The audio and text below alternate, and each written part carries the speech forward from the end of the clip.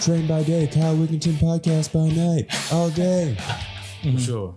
You say your podcast is called what? Random Wisdom. Oh, that's dope, dude. Yeah. That's a great name. It's just a lot of information I learned over the years that I just combined into 30 minutes of a show, So I like it. I'll have to come on that sometime and give you some of my random wisdom that I have. For sure. Let's do it. Because it's definitely random as fuck. Yeah.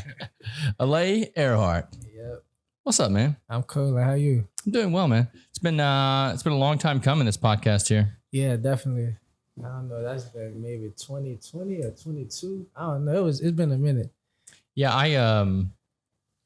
feel free to do, because you know how to engineer and stuff. So Right. if the little things off, All right. you got it. He's 1, I'm 2, you're 3. Okay. Yeah. That's the issue sometimes with being a one-man show is I don't get to play with all the gadgets over there. Heard that. Yeah. Heard that. So the first time I ever heard you, you were, I guess you were freestyling. Yeah. Yeah, it's some of the dopest stuff that it's some of the only stuff I've heard of you. I mean, I'm sure you got a lot of music out there now and stuff too. Most definitely. Yeah, you got it on Spotify and stuff? Yeah, Spotify, all the streaming platforms, all the DSPs. But yeah, I've been releasing music for a minute. Yeah. Yeah. It just, I guess most people became aware of me through the consistency of the freestyles. Yeah, they're dope, man. Yeah. I Super appreciate dope. it. Super dope.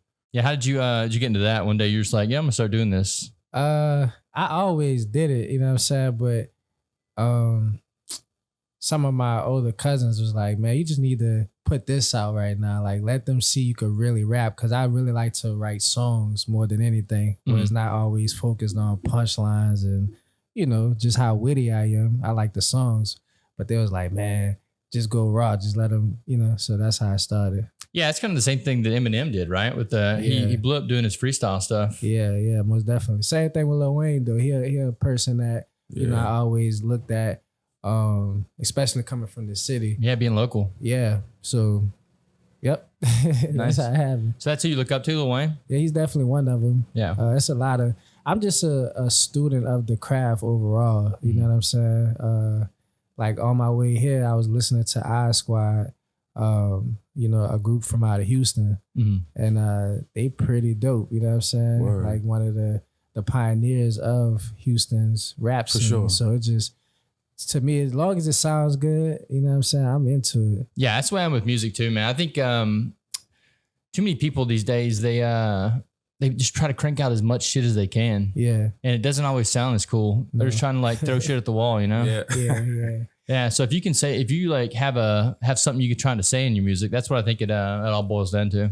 Yeah, that's the balance I try to, find, that quantity meeting the quality. You know what I'm saying? Because going back to Wayne or even Tupac, those are two people that I've emulated work ethic wise.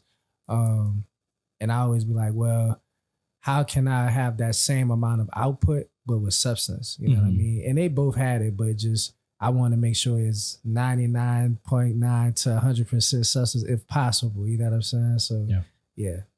Yeah, I see. I know Wayne likes to rap about sports. Yeah. That's like one of his things he likes to do. Yeah. Do you have a certain like topic that you like to rap about? No, it's not a particular topic. You know what I'm saying? Just as long as it's something that's real to me, and sure. something that if I haven't been through it, it's something that my peers have mentioned, you know what I'm saying? And that can relate to my peers. Can you give an example?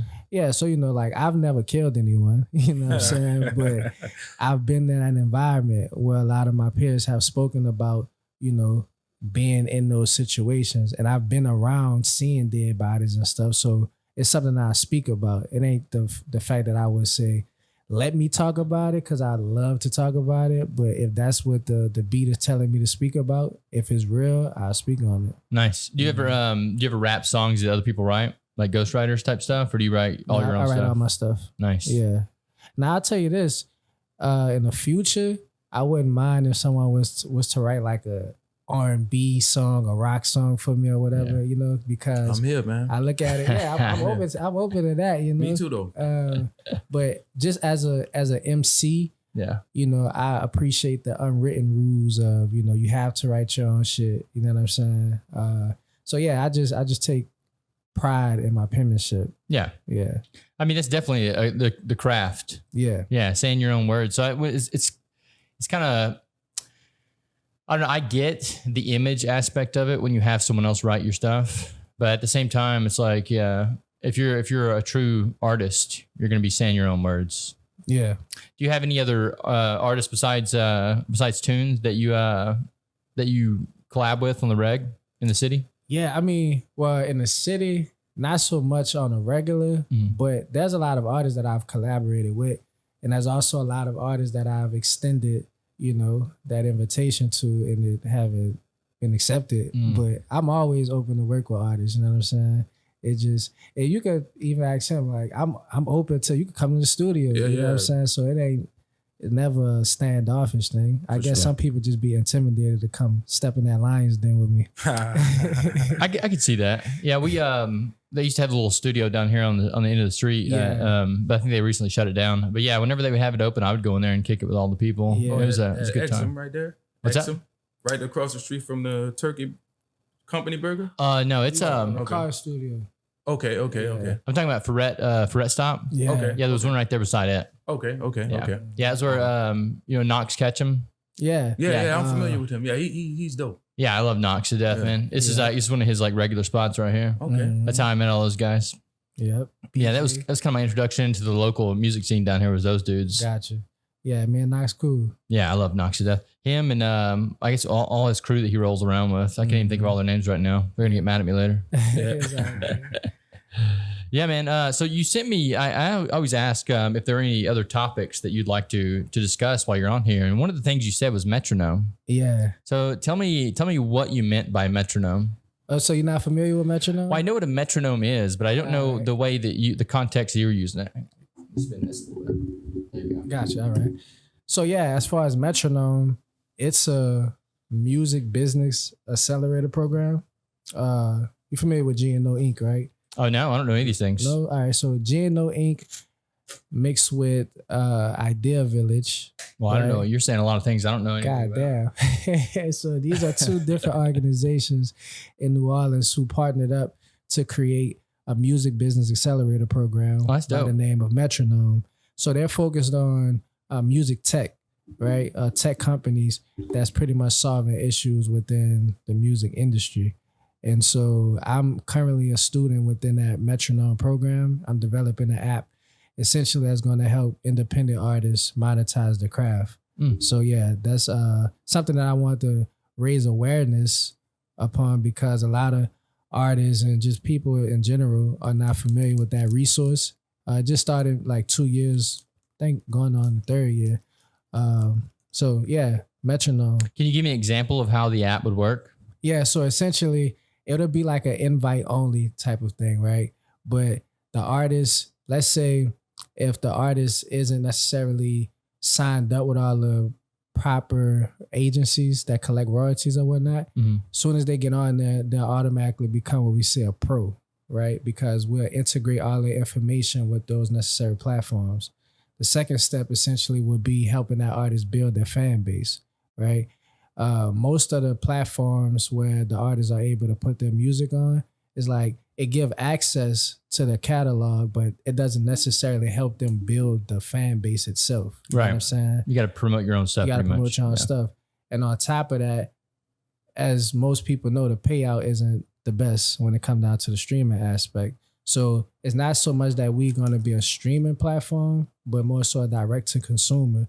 So we're going to help with the algorithm to pair you with the right listener. So the music enthusiasts who want to discover artists, independent artists, right? Third step after helping you build and engage with that audience is just, like I said, going direct to consumer. So now you have a better chance of making sustainable living wages. So that's essentially the app in a nutshell. You just get access to exclusive content while building your fan base. I love that, dude. Even when it comes to like the podcasting stuff, there's so many little websites you got to sign up for to even get your stuff out there. So, I mean, it's nice that you have that all consolidated in one spot. Cause I mean, with the artists, most of the time they're kind of scatterbrained. They're creative brained. So when it comes to actually getting down to the logical business side of things, it's hard for them to do. So yeah, the more that you can help them get their music out there and stuff without having a middleman try to take half the cut. Right. And you said an important word, consolidation.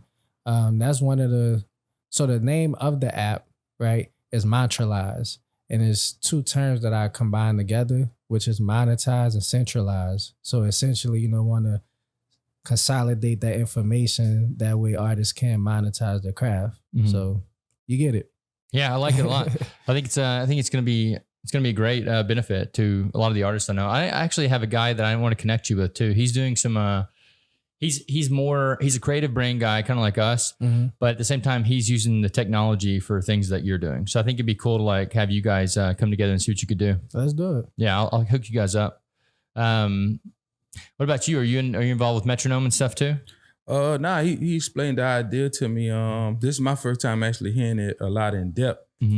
So I'm whatever I could do to contribute to this, especially getting artists paid, independent artists, because it's such a black hole. And streaming, we don't know where the money comes from. We don't know who's getting paid the majority share. Then what we do know is that it's only a fraction of a penny that you are getting paid.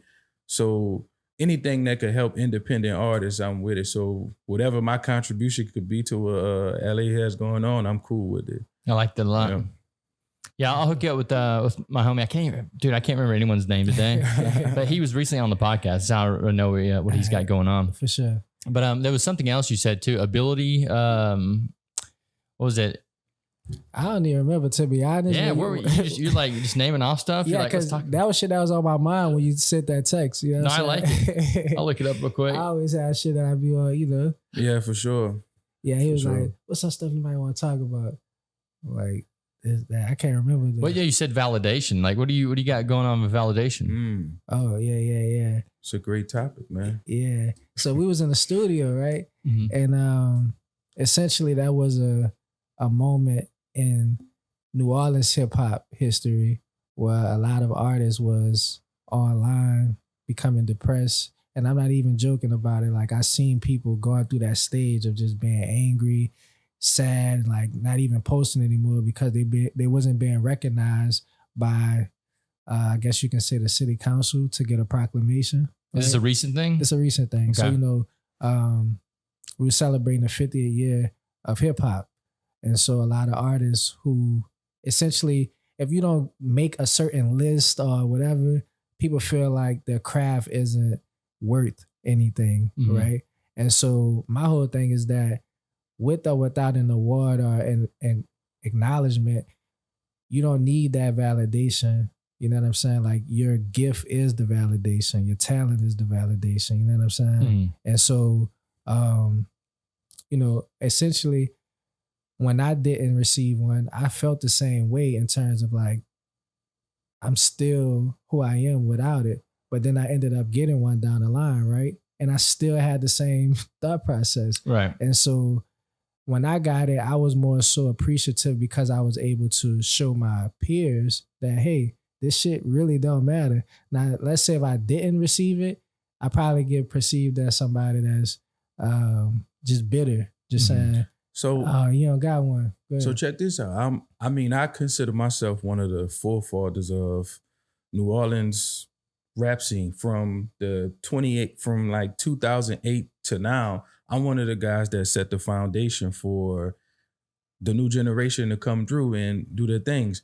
I'm not concerned about a proclamation though. My proclamation is him blazing a trail, me coming along, watching him do his thing. I don't need those type of things to validate me or what I'm doing. It's the people that DM you and say, man, I listen to your music a lot. It's the people that you just randomly strolling across your story and you see them listening to your song. That's the validation. Those things that aren't materialized. Like some of these material things make people believe that they're winning, but does it add value to what you're doing as the creative? Like that's the things that help me validate myself. When I put out a new song and I feel good about it, still doing this after 20 years of doing this, that's for me, that's my validation. I'm still going, I'm healthy. You know, so Yeah. all those things matter more than these physical things that they give us, man. Right. So No, I completely agree with you guys. I've been doing film now for probably the better part of 20 years. And it's the same thing.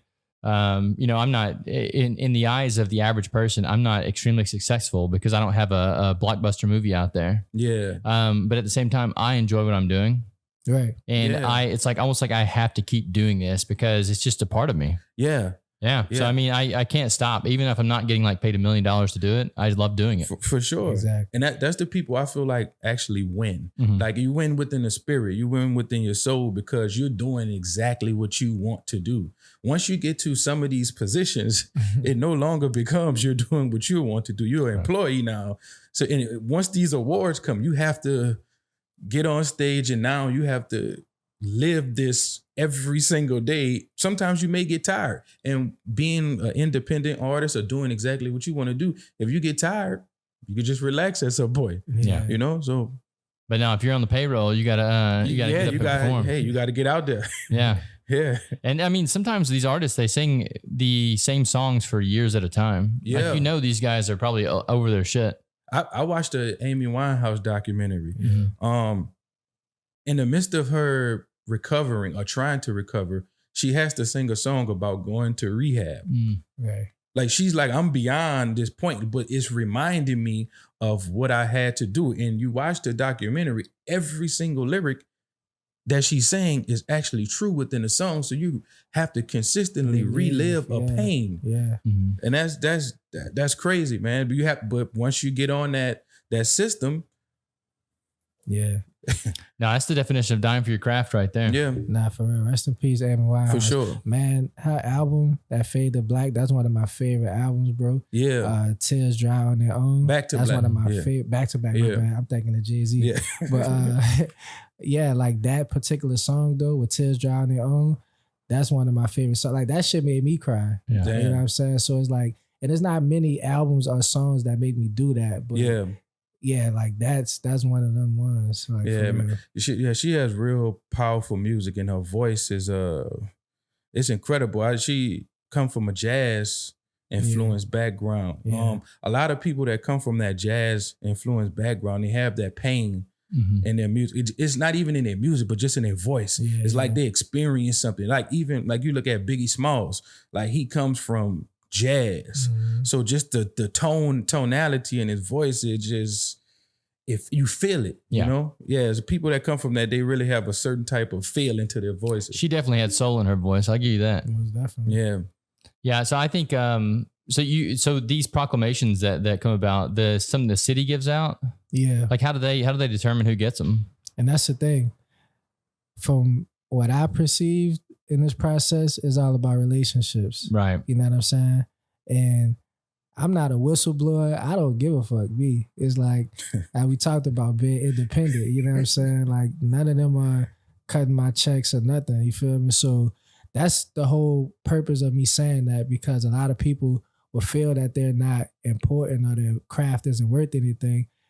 But it really just comes down to relationships with a lot of these accolades, you know what I'm saying? But the most important thing is how he mentioned is that direct connection with the audience, the people that's going to tell you like, man, this song changed my life, X, Y, and Z. So yeah, that's how to give it up. Yeah. I mean, that's a lot of the world too, man. This relationship shit. Mm-hmm. Like, and Nepotism is good at some points, though. That's not. where though? The fact that LeBron just got his son drafted. But for sure, okay. Let's say your father owns a business. You got fired from your job. Okay. When you want your father to hire you, Yes, so that's nepotism, right? I guess. But if it's something like we'll just say the case that just happened with LeBron and his son. Yeah. Like, I don't think his son was worthy of going to the NBA over some of the people that could have went to the NBA. Of course he wasn't, but that's America. We see these things day after day. But do you think that's right? I don't think it. I'm not saying that it's right, but it's the cycle of what America presents to us. So I can't be for it with one person and then say to another person that it's not good. I think it's something that needs to change for sure, but it's a thing. It's a thing that we need to talk about. Who are the qualified people that could get these jobs? And if they can, let's give them to them. But That's not happening. So just hypothetically, if we were going to skirt nepotism from the system, how would we do it? I think it's impossible, honestly. Yeah. Just like discrimination, racism, and all that, on paper, you can say, yo, we're not going to do this, but it's still discrimination and racism in the world. You know what I'm saying? So I just don't think it's possible. So here's one of my wisdoms. Okay, For sure. I think that and we'll add the metronome here too. The metronome is duality, right? For sure. Click, click, click, Right. click. Okay, so I think that this entire world we live in is a duality. For sure. That means that if the problem exists, the solution must also exist. For sure. Okay, so I think that for every one of these problems that we're stating, there has to be a solution out there. We may not have the answer, but I think that someone does. Okay. So I think that even with the discrimination and racism shit, there's a solution out there. With this nepotism thing, there's a solution out there. We just got to find it. And like you said, the first step in doing this is talking about it. Yes. That's the first step. Yeah. Identifying that it's a problem. That's the first step. And then how could we get to the solution of the problem? But I know it exists. I know these things exist. I can't say I'm against them or for them. I just know they exist. And sometimes they can interfere with things like people who are qualified, you know? So how could we fix that? Could the qualified person get a job as well as the person that's came through nepotism? Could we both make them meet in the middle? So both parties could be happy? Because the thing what happens is when we come up with a solution, it exits somebody else out. I want this thing to be where it works for everybody. Nepotism works as well as the qualified individuals get their space too. Interesting. And you know what? Since you said that, you're 100% correct. I guess I may need to rephrase my answer. So not so much that it's impossible, because it's very possible, but I don't think it's probable that it's going to happen. You know what I'm saying? Like the likelihood of it happening, I just don't see it happening. So I can see that. Yeah, these are really big problems. So yeah I can definitely see that. Yeah, with nepotism though, man. I guess the reason I've never been a fan of it is because I've never been on that the winning side. Yeah, me too. I mean, that's now, if I was Bronny, I would be happy with it. Yeah. For sure. I support it, man. I'm like, yo, get your money. You know what I'm saying? But it's also, I see it from both sides. I don't want to sound insensitive, but at the same time, it's like being in New Orleans in particular. It's like this is a city that's ran on nepotism. It's certain families that for decades and generations that just gonna maintain power because of who they are, who their family well, is. It's that nepotism is part of capitalism. Right. Anytime you see ism, classism, racism, all this is connected to capitalism. So if it makes money, it's never gonna stop. It's never gonna stop. Once it stops, like, okay, so I look at the new law that was passed about for you concealed carry. Yeah. Everyone could carry. What I think is about to happen, marijuana is about to be legal.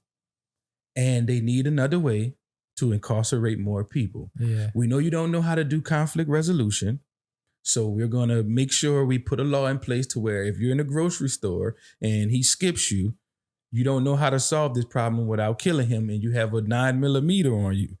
So you're going to go to prison. And that's just, all these things are connected to capitalism. No good time. No good time. Nothing.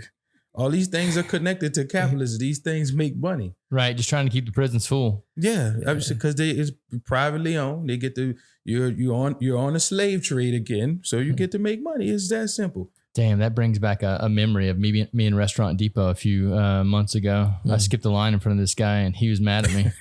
It acted like I ignored him. So I got my headphones in. I don't hear shit he's saying. That man was mad though. Ain't nothing like a good skip. And they don't know or they don't say nothing. You just go about he had his cart there, but he was gone. Oh, man. So I was like, you know what? I'm just going to skirt around him. Like, he's not even here. I would have did the same shit. Yeah, for sure.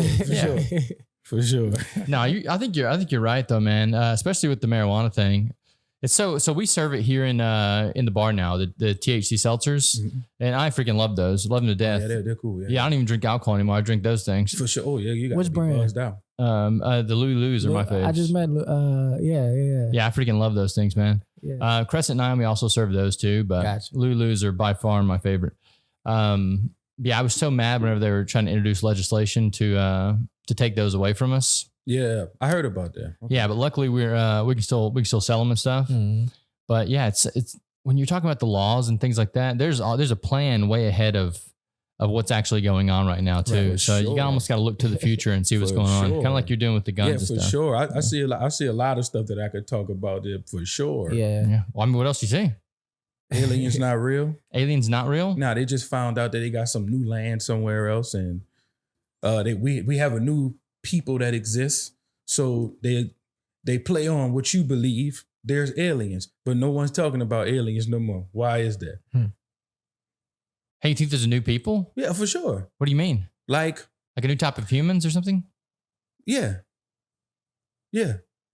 I think that's the point of trying to get to space. If there is a certain thing in space. I mean, we went to the moon in the 70s. We never went back. Why is that? Like all these things play a part in like the manipulation, like what we seen yesterday. You put a fist up afterwards, like the Trump thing. Yeah, come on, man. We watching a live movie right now, bro. After I saw that, I was like, dude, there's no way he's gonna lose now. Right, like a moment like that. Yeah, like this dude's gonna crush now. Yeah. And I'm so far away from politics. Me too. I just see this stuff and I look at it and I'm like, look at the movie, dude. The fucking blood coming down his ear and just like, hang on, give me a second. I don't know, man. Man. It definitely feels like a movie. You're right. Yeah, it really does. I mean, we got then the other guy he's going against. He's old as shit and it's showing. I don't even think that he's not qualified based on the things that he wants to do. It's just that he's just an old dude. Yeah, I don't think nothing. He's just an old dude. I mean, he definitely can't. His brain's not working right anymore. Yeah. I think it should be a limit. Like absolutely. Like at 60 maybe. Because if you talk to a 60-year-old right now, they don't know shit about what's going on with the youth. Right. Yeah. Like you need to be connected to what's going on. The people that are coming up under you, because the people that's in their 20s, they're 18, they're the ones that we're looking towards for the future. So you have to build them up to make these policies and make this legislation that could affect us moving forward, not going backwards. Some of this shit is we're just trying to rewrite what happened before. Yeah. I had a guest on here a few weeks ago, and he was telling me that some state, I think it might have been Nevada, just reverted back to a piece of legislation that was made in the 1800s. And it's like, what in their right fucking mind? Crazy. That's insane. Right. Yeah. And I reached out to, speaking of the THC stuff, I reached out to our congressman in the state, and I was chatting with them about it, and they were telling me things like they're just doing what's right for the families. And I'm like, no, you're the problem. Because I look up their age, and they're in their mid 60s or above. And I'm like, the problem is you have antiquated ideas. Like you need to get some young people, some young blood in politics, so they can actually take these good products. Like the THC stuff's an amazing product because it's getting people away from alcohol. Alcohol is straight poison. Well, I mean, we sell a bunch here, so I mean, yeah, we make our money off of it, but at the same time, it's just poison. That's what it is, straight up and down.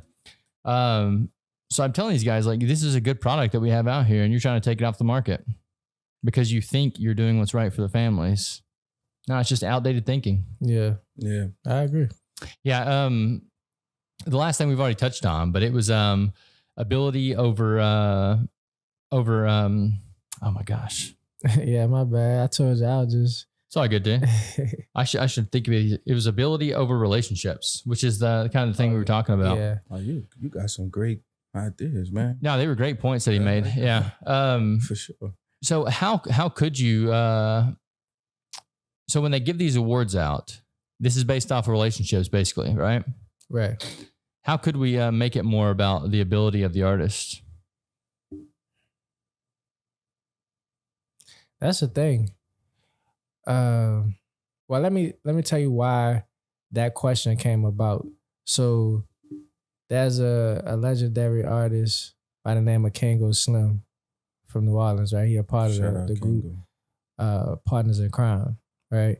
So him and I, we were sitting next to each other at the Essence Fest, and we always chop it up here and there. And I just had that question in mind as far as I've studied their story and I've seen like he has, you can't even describe the amount of talent he has. You know what I'm saying? Mm-hmm. And it's like, what is the hang up sometimes, So in the midst of that conversation, it's like, you know, it's a balance of having that talent, but also having the relationships. You know what I mean? And then there's other podcasts and stuff I done seen and even heard executives in person just speak about it's not about your talent at all. It's more about who you know rather than what you know, whatever. So to answer your question, how can it be more based on like the talent? I'm really not sure. That's something I'm trying to figure out as well.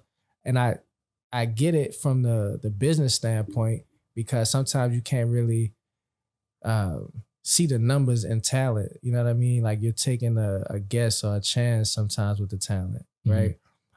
So, you know, I get it from the like I said, the corporate side. They want to get something that we can see. It's a better chance we might make our money back with this or whatever. It's a business. Yeah. And then last point I say as far as relationship wise, I also understand whereas like I would be more inclined to do business with you if my mans tell me, you know what I mean? Right. That because I already have a relationship. Yeah, I trust my mans already. So I'm gonna give you a shot based off of that. Right. So I get both sides. It's just like I don't have the answer though. I think you do have the answer though. I think your answer is your app. Oh, okay. Yeah, if you take if you give the independent artist a way to monetize themselves and you're taking the corporate structure away from it. So therefore you're actually giving them a platform to grow themselves. Right. Yeah. So I think that's the key is like taking all the middleman away from it. For sure. Yeah, which is where I think that I don't know if you guys are familiar with crypto and stuff. Yeah. But when the whole NFT surge happened, which I think NFTs still have a great place in the world. I just think they haven't found their spot yet. But I think that's another way to take the middleman out of all these structures. And I think that's why all the negative backlash with NFTs.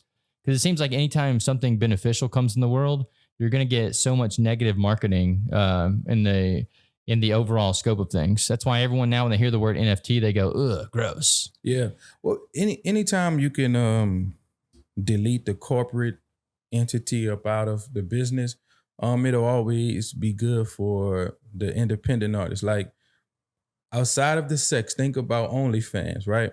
What it did for the sex industry. Now there are people making millions on their own, making their own content. They don't have to no longer go through these big corporations to make a dollar or, you know, get exploited. So anytime you could take out the huge companies, I think it's always a win. Because I mean, I'm honestly at a point where I want to compete with them, like fairly. Though I don't like we don't have to put stuff in place to, block each other. I want to compete in a fair way with them, so we can see. Because so long we've been told that you get paid this amount, or this film doesn't work in this area of the country, or this song doesn't.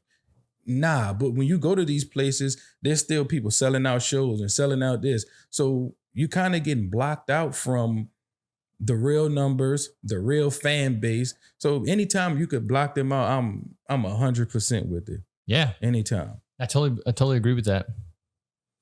Yeah. What do you got next? What do you got coming up? So, I know you guys said y'all just made a song, right? Yeah, man. Yeah. Talk about that? So it's called Black Dollar. It's about making a black dollar circulate, and obviously it's for black people. But when I say black dollar, for me, it's even more in the range of the forgotten about. So if that's poor blacks, poor Mexicans, poor whites, I just want that to circulate to the people who have a like-minded spirit, who want to advance society in the most positive way. So I want instead of getting these corporations who are killing us with the fluoride, who are killing us with the all these things they're put into the food, let's circulate that money to people who actually care about the existence of other people. So that's what really the concept of Black Dollar is. And I went into the studio. I had the record for him. I got there. He had on some FUBU shoes. I said he's automatically the guy that I need for this record. So we did the record, man. We did the record. He gave me a phenomenal verse, and I couldn't ask for better. So I'm glad he even considered being a part of it, and we made something that was pretty dope. Nice. So this is a recent thing. Yeah, just what Thursday. Actually, it came out Thursday. Yeah. Dope. And so have you guys collabed on other stuff before? Or is that a recent thing too? Nah, it was the first time. The first That's time we awesome. literally met in the studio setting, we made a record together. I did a verse for him. He did a verse for me. Yeah. Dude, I love that shit. I love when things like happen really quick. Yeah. I think that's like the truest form of art because when you sit there and plan forever, you're almost taking the creativity out of it. Ironically, though, the same way the collaboration came about with him and I, it took some time. The same way how this podcast took some time because we met at a TuneCore? Yeah, that's the first time we met at a TuneCore workshop. Yeah. It's like they were just music education or whatnot. Mm-hmm. And it wasn't a lot of artists there, Yeah, that was like 2019. Yeah. I mean, busy people, dude. Yeah, it's all good. We were always, cross paths and stuff and be like, it'll happen, you know what I'm saying? Yeah. And then when it happened, it was what it was supposed to be. It happened. Mm-hmm. I love that. And so like, it's already out right now on platforms? Yeah, it's out right now. It came out Thursday. I'm getting a great response from it. It's this is I came into music with a socially conscious tone about what I was saying. I always been that person, but I kind of gotten away from that. And I just made music that felt good. Mm-hmm. So within my adult age, this is literally the first socially conscious song I made. So I'm pretty proud of it. And I'm getting a great response. And you look at like again what happened yesterday is the stuff that I'm saying in this song is actually like it's coming into fruition. So I'm like that's my fulfillment. We talked about earlier. We talked about what validation. That's my validation because I'm seeing the future, and I'm talking about it, and I see it happening. Mm-hmm. So yeah, I'm pretty excited about the song though. Man. That's dope, dude. Yeah. And as far as myself, I'm working on an album right now that's in the mixing stage. Like in September, so we'll start going out doing more performances, touring and stuff with So Far Sounds. And yeah, really just getting the album ready for next year, But I'm always in the studio recording music, shooting videos and stuff like that. I see it. I see it on social media for sure. Yeah. So that's basically what I'm locked in on right now. You know what I'm saying? Yeah, and that's gonna be called Moonlight to Sunrise, that project. Yeah. I like that a lot. And I heard some of the music. I think that I heard. So I heard some of the music. Pretty dope. Nice. It's real dope. Yeah. So where can the people find you guys at? Yeah, you go ahead first, too. Well, so you can find me on Instagram, random.wisdom, Twitter, random wisdom. But you take the vowels out. There's no vowels. So any vowels that's in there, that's so you spell it without the vowels. So random wisdom, that's RNDMWSDM. So yeah, I'll link that into the description for sure. Yeah, you can find me at Allay Earhart. That's ALLAYEARHART. Check the website Vakuland. That's VAKULAND.com. Got the water brand Eliss Water, ELISS Water. And just come holler, man. Dope, dude. Kyle, before we leave, I did want to ask you, what inspired you to get into this space with the podcasting? So ever since I started bartending, which was like 10 years ago or something, I sit down and I enjoyed having these long conversations with people, but it was at the bar when I was doing it, So initially the concept was to actually put cameras in a bar and film those long form conversations. Gotcha. But then when the podcast space arose, I was like, it only makes sense to like find guests at the bar that have interesting things to say and then bring them over to the space where they're not drunk, where they're sober. Because sometimes when we're in that space, it gets, the conversations go places that people would rather not. Yeah, for sure. Yeah. And that's part of being a bartender, you listen to what they got to say, but I've met so many people through the years bartending that I was like, I need to start recording these. Even if it's not going to be good in the beginning, we'll learn as we go and we'll get better. Gotcha. Which has kind of been the whole thing. If you start looking back through YouTube, you'll see where we started from and you'll see where we're at now. And it's going to be so cool to watch where it goes from here. I got you. Yeah. Yeah, I already see the progression. Oh, I love it, dude. Yeah. It's very therapeutic for me to sit down and chat with someone for 2 hours at a time or an hour at a time, whatever it is. Yeah, for sure. And to meet new people. Like when would I have ever sit down with you two guys and had a 30-minute, 45-minute conversation? Right. Yeah. So you never know. Everyone around you has something to teach you. I think everyone should have a podcast. I agree. We should tell our stories. Because we all live in a unique experience within this space. Even though we may do the same things, we experience in totally different things in our room. So I think everybody should have a podcast. Absolutely. And it was a guy that put it really well from San Francisco one time who was on here. He said it's cultivating culture. Yeah. He said that's exactly what this is. Cause like everything around us happens all the time, but it's never recorded. So if someone's here recording it, you're actually cultivating culture for the future generations. Yeah. Yeah. Yeah. I agree. That's dope. But yeah, dude, I appreciate you guys coming on today, and I would love to have you both on again sometime, and we can discuss things in the future. Most definitely. Let's do it. Yeah. Thank you guys. Thank you, Kyle. Thank you.